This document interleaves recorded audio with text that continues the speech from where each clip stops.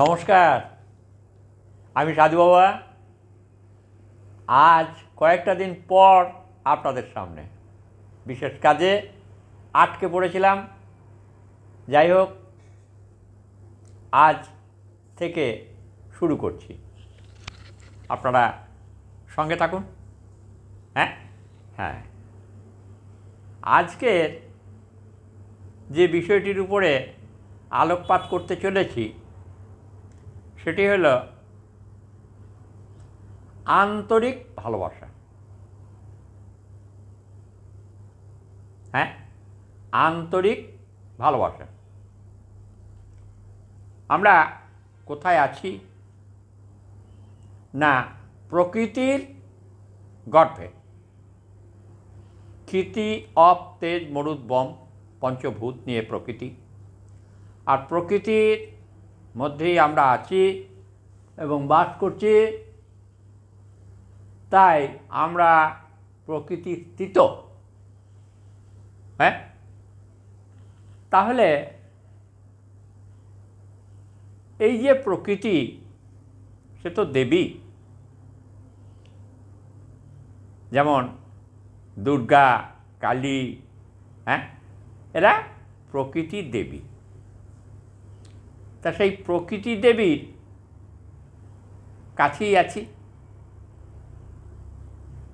কাছে, সব থেকে কাছে। তাই প্রকৃতি দেবীকে স্মরণ করলে তাকে খুব তাড়াতাড়ি পাওয়া যায়, খুব তাড়াতাড়ি পাওয়া যায়, কার্যসিদ্ধি হয়। কেন না, এত কাছে বোধহয় আর কেউ নেই। যেমন মা ও ছেলে, তাই না? পরে আরও যারা আছে তাদেরকেও পাওয়া যায়,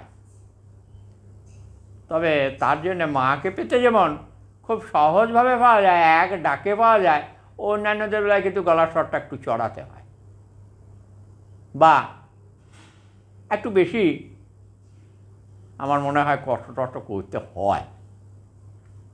যাই বা হোক, যে আপনার সব থেকে কাছে আছে তাকে ডাকলে তো সাড়াটা পাবেন, এবং তাকে দিয়েই আপনি অনেক অনেক জায়গায় অনেক অনেক কাজ সামলেও নিতে পারবেন, বা কাউকে ডাকতে হলে তাকে দিয়েই ডেকে আনা যাবে। তাই যে সব থেকে কাছে আছে তাদেরকে একটু বেশি ভালোবাসতে শিখুন, বা শেখা উচিত বলে মনে করি। হ্যাঁ হ্যাঁ এবার দেখুন, দূরে যারা আছে, বা আমি আপনাদের থেকে অনেকটা দূরে আছি মনে হচ্ছে, কিন্তু না, তা নয়। দূরে থেকেও খুব কাছে থাকা যায়, সেটা অন্তরে।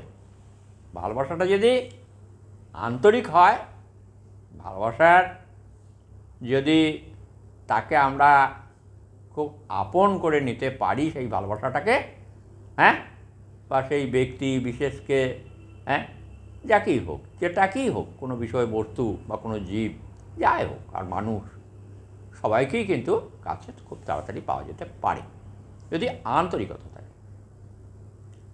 তবে আমরা গুরুদেব মানুষ তো, ওই কারু কারু কথা ভাবলে পরে সে দেখেছি সে কাছে চলে আসে, ও বেশি ছোটাছুটি করতে হয় না।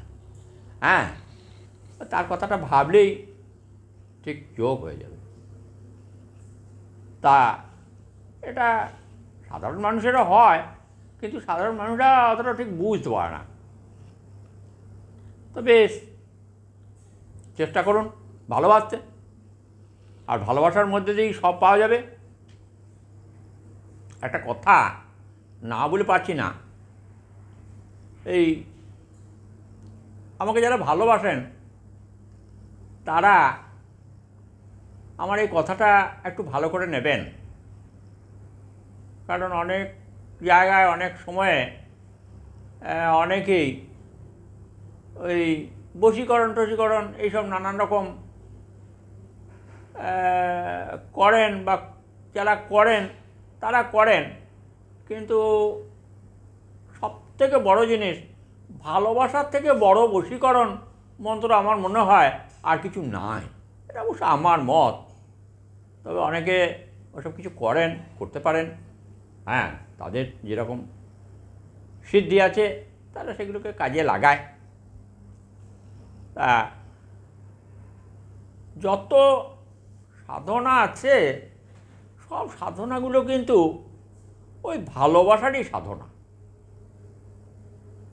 তাই ভালোবাসাটা খাঁটি হতে হবে, মেকি হলে হবে না, সেটা যেন আন্তরিক হয়। তাহলে কিন্তু যদি সিদ্ধ পুরুষ হয় তাহলে পরে কিন্তু তার সেই যে ভালোবাসাটা যদি আন্তরিক হয় তাহলে তিনি সব কাজ করতে পারবেন, এটা সত্য। হ্যাঁ, এবং তার মঙ্গল হবেই হবে, এটা 100% গ্যারেন্টি। তবে একতরফা ভালোবাসা হলে তো হয় না, ভালোবাসলে তো ভালোবাসা পাওয়া যায়। আশা করি আমি সবাইকে ভালোবাসি, আপনারাও ভালোবাসবেন। আর ভালোবাসা আর তার পরিচয়টা যদি ঠিকমতো দিতে পারেন তাহলে একসময় আপনারা শ্রেষ্ঠত্বে পৌঁছে যাবেন, সন্দেহ নাই। হ্যাঁ, আজকে খুব বেশি কথা বলবো না। ভালোবাসা কখন জানবেন ঠিক হয়েছে, না যখন আপনি একা আছেন, কাউকে ভালোবাসছেন, সে যেই হোক, যে সম্পর্কের ভালোবাসাই হোকটা কেন, যদি গোপনে কষ্ট হয় এবং চোখ দিয়ে জল পড়ে যায় তাহলে জানবেন যে ভালোবাসাটা ঠিক আছে, আপনি সঠিকভাবে তাকে ভালোবাসতে পেরেছেন। আর যদি ওপরে ওপরে ভাষা হয় তাহলে যাকে ভালোবাসছেন তার কাছে যদি কিছু আশা করেন, পাবেন না। সেটা মানুষই হোক আর দেবদেবীরাই হোক। আমি এরকম কথা অনেকবার বলেছি যে এই পেতে হলে যদি কিছু পেতেই হয় তাহলে কিন্তু ভালোবাসাটা সঠিক হতে হবে, আন্তরিক ভালোবাসা হতে হবে। হ্যাঁ, তা না হলে আপনি যে দেবদেবীর কাছেই যান না কেন, আর যত লোক দেখানি ওই নৈবেদ্য সাজান না কেন, ও কোনো লাভ নাই। হ্যাঁ, তার কারণ ওইটা ঠিক নয়। হ্যাঁ, এটা একটুকু মাথায় রাখবেন। আন্তরিক ভালোবাসা এবং সেই ভালোবাসার যে পরিচয় সেটা আপনারা দেওয়ার চেষ্টা করবেন, সাফল্য অনিবার্য। আজকাল আমি বেশি কথা বলছি না। হ্যাঁ, আপনাদের প্রত্যেককে আমার ভালোবাসা জানিয়ে খুব আন্তরিকতার সঙ্গে